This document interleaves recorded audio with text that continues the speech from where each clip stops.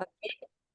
Yes, it's started. Okay. Yes. Yes, so we can start talking, chatting. So we said hello to each Okay. other. Okay, give me a moment, please. I'll tell our followers what is happening now in Russian. Здравствуйте, дорогие друзья. Мы сегодня решили провести прямой эфир. Это наш первый прямой эфир, поэтому мы все нервничаем. Тема эфира будет «Как пройти интервью на работу на английском языке». So, this is Kaylee, and she is going to tell us about how to pass the interview in English. Hey, hello everybody. My name is Kay, or Teacher Kay to some people, and I am a happy teacher for Happy Family English School. So I have prepared a little bit for everybody today, and I hope it is helpful, and I hope I managed to help you ace your interview. So let's get started. So I'm going to open up. Can you still see my video? Yes. Okay, perfect. So let's start with preparation. So, preparation for job interviews can be a stressful experience, especially when you don't feel prepared for them. And this is where I'm hoping we can help. So, with the variety of interview questions that can be asked these days, it's hard to know what type of questions you should prepare for. So, we should be going through some interview questions as well as vocabulary and a couple tips in between. So, I would like to start with vocabulary. I have 5 words over here which would most likely be used during your interview. One is work environment. 2, colleagues. 3, self-disciplined. 4, attention to detail. And 5, salary requirements. So let's start out with work environment. A work environment is the setting, social features, and physical conditions in which you perform your job. So some people have a super relaxed work environment where you can go wearing whatever you want to. Everyone is very chilled, nothing that is that really stressful, super professional sort of environment. Where other people have the suit and tie, and you have to be on your place at all times. So this depends on your work environment. We then have colleagues. A colleague is a person whom one works with in a profession or a business, and they often become our friends as well. So for example, we are colleagues. Yes, we are colleagues, and you are such a lovely colleague. Thank you. You too. Oh, thank you. We then have number 3, self-disciplined. So someone who is self-disciplined has the ability to control themselves and to make themselves work hard or behave in a particular way without needing anyone else to tell them what to do. So you would be self-disciplined if you went to work and you just did what you had to do without someone having to tell you, you need to do that now. I think that's very important for freelancers. Yes, absolutely. I often, being a freelancer myself, would wake up in the morning and go, oh, do I have to? And then I remember, no, I need to be self-disciplined. Yeah, And even though sometimes there's fuzzy socks under the desk, self-disciplined up here. that's great. Yeah. Okay, let's go. Our next one is attention to detail. So attention to detail is the ability to focus on all areas of a project or a task, no matter how small it is. People with excellent attention to detail are thorough in reviewing their work And as a result, the work is generally more accurate and free of errors. So that little detail you think, oh, no one will notice, could actually cause a big problem. So attention to detail is always very important. Okay. Yeah, over here we have our last one, which is salary requirements. Now, no one likes to talk about this, and it's always very uncomfortable, but it is important to know what that means. So a salary requirement is the amount of money a person needs to be paid in order to accept a job offer. Yeah, so those are, yeah. Sorry. No, it's fine. Usually that's the last question you are asked It is. during the interview. Yeah. It is. And it's always the most uncomfortable one. Yeah. Okay, so those are our 5 phrases or words which will most likely come up within your interview. So a little bit more about vocabulary is that each job and interview will require a specific vocabulary. For example, the food industry and the finance industry will use different words and phrases. It is important to research these words and perhaps even book a lesson to completely understand their meanings, as well as to get their pronunciation correct. So I don't think I will be walking into a teaching industry interview and want to talk about food. I will need to talk about language or maths. So I need to get all those words right and know what I am talking about. Okay, let's see what we have over here. Another very important thing with regards to language is to know the appropriate tense to use. So for current job responsibilities, use the present simple tense. For a project you're in the middle of, use the present continuous tense. And for past positions, use the simple past tense. Again, to properly understand the use of the tenses, make sure to research them or even book a lesson to review them. We are always happy to help. Okay, so can I ask a question, please? So yeah. can you give some example how to use all these tenses in Okay. What what are your current project now at your current job? And you can say I'm doing some. So you could say I am currently teaching. Okay, that's yes. Yeah. So Yeah. present simple was I teach, present continuous I am teaching, and then past would be I taught. So if you're not teaching now, if you used to do it before, so and if somebody asks you about your past job, you can say I taught.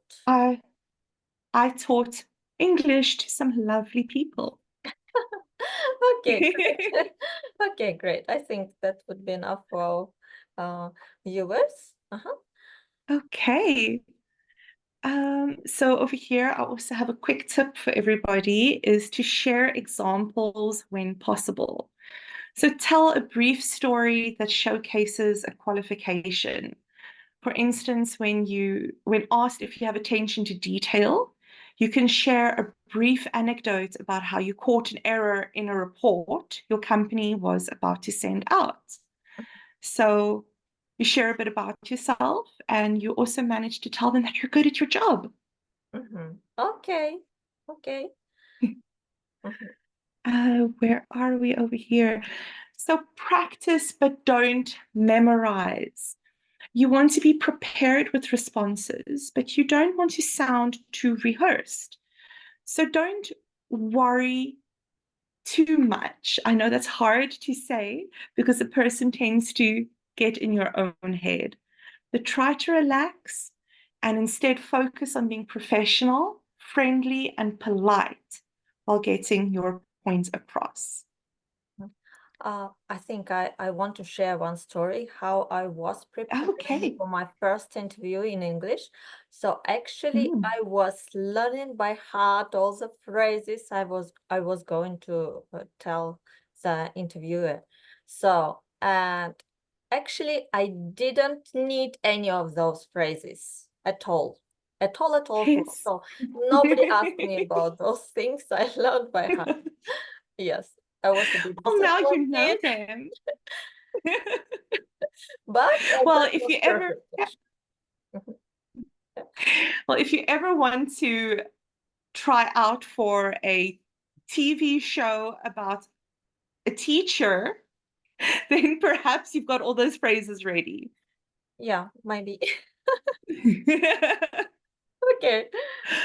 So, Let's see what else I have over here. Okay, so I have 3 types of interview questions that will most likely be asked. okay. So your interviewer may start with friendly questions. Their idea is to make you feel more comfortable. When responding, be polite and friendly. Examples include, how are you? A simple, I'm fine, thank you, how are you is perfect. They may even ask you, how was your weekend? And you could say, great, I spent time with my family. How was yours? Very simple answers are great in this situation. Then the age-old, tell us about yourself, which makes us all question, oh my goodness, who even am I? It's very common for interviewers to start by asking an open-ended question like this. So begin by sharing a little bit of personal information, such as where you are from or how long you've lived in the country. Then provide a brief summary of your most relevant and impressive experience. The idea is to give a general introduction, not to provide too many details. So, do you have to talk about your hobbies and pets or just about your professional experience? So most of the time, interviewers don't actually worry too much about how many pets you have or what you like to do when you're not at work.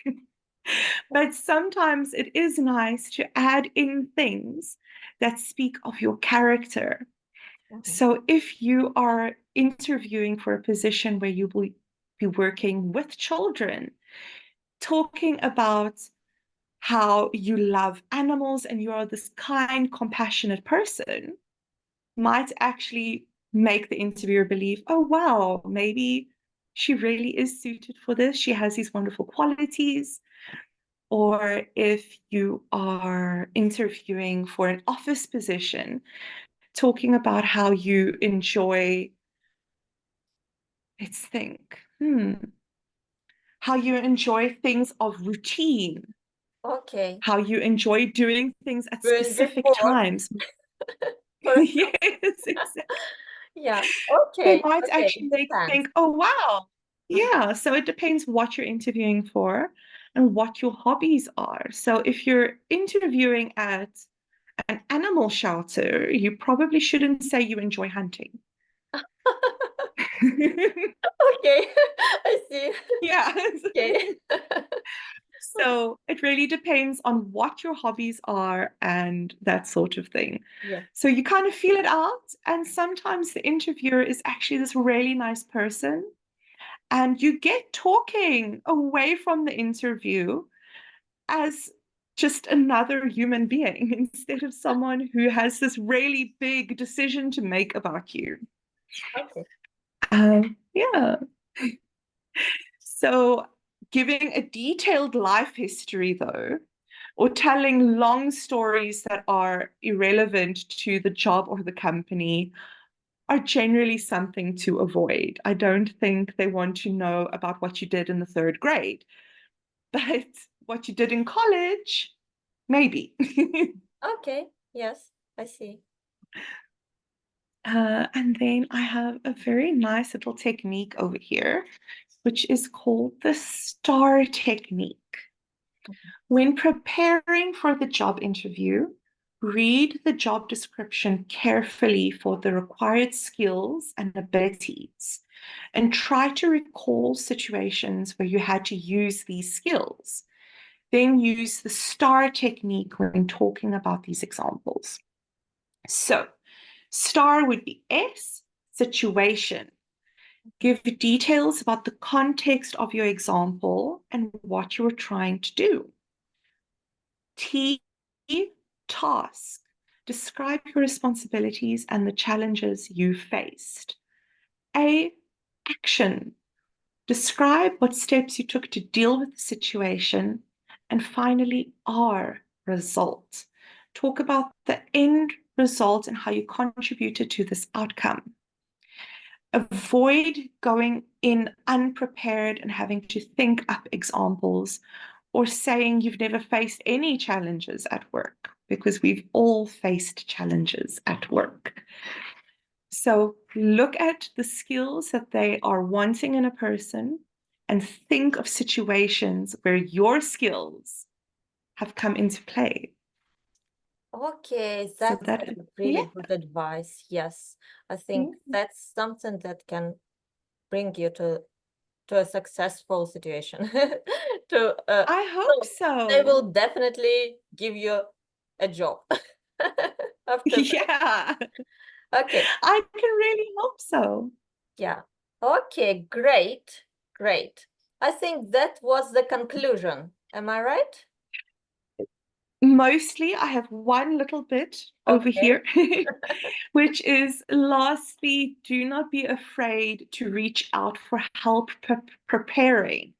Brush up on your vocabulary, pronunciation, tenses, grammar, and all of that. Personally, I am even happy to help people understand the finer details for the position which they are interviewing for, to help them prepare even further. So ask those questions, reach out for help, and you will be able to use the STAR technique to get a star. Great, great, great. So then what we need, if somebody wants to pass an interview for some company, yeah, so they should find the the tasks, So, yes, so the the main requirements thing, for this job, and then come to yes, you and you will help to prepare uh, exactly for this job, exactly for this yes, position. absolutely. So Yes. all I need is the job requirements and the industry. So is it IT? Is it sales? What are we doing? And I can help them prepare exactly what they need for the interview. Yeah, great, great. I think IT is really famous now, IT sphere here in Russia. Okay, that's just my opinion. I don't know exactly, but Well, I must say thank you, Kaylee. I think we even did it longer a bit, but that's okay. Thank you very much. I really like the STAR technique. That's great. okay. Yeah. I'm so glad. I hope I will not need to find another job in my life. But I Same. really like the technique. Yeah. Yeah. Okay. I'm so glad. Yeah. Thank you, Kelly. And we have to say goodbye. Mhm. Okay. On our Bye-bye. program. Yeah. Bye. I hope see you again. Yeah. Great. Absolutely. Have a great night. Yeah. Great. Bye. Bye.